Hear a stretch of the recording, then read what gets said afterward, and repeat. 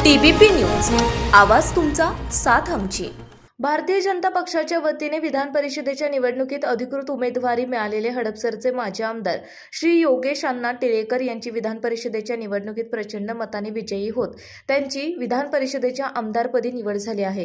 श्री योगेश अण्णा टिळेकर यांनी हडपसर विधानसभेचे देखील आमदार म्हणून प्रतिनिधित्व केले असून भारतीय जनता पक्षाचे निष्ठावंत म्हणून त्यांची ओळख आहे। भारतीय जनता पक्षाच्या युवा मोर्चाचे प्रदेशाध्यक्ष म्हणून देखील त्यांनी जबाबदारी पार पाडली आहे। पक्षाचे निष्ठावंत श्री योगेश अण्णा टिळेकर यांना विधान परिषदेवर भारतीय जनता पक्षाच्या वतीने संधी देण्यात आली आहे। विधान परिषदेच्या आमदारपदी श्री योगेश अण्णा टिळेकर यांची निवड झाल्याबद्दल आमच्या TBP न्यूज चॅनलच्या वतीने मनपूर्वक हार्दिक अभिनंदन आणि पुढील राजकीय वाटचालीस खूप खूप शुभेच्छा। आपल्या भागातील महत्त्वाच्या आणि ताज्या बातम्या पाहण्यासाठी आज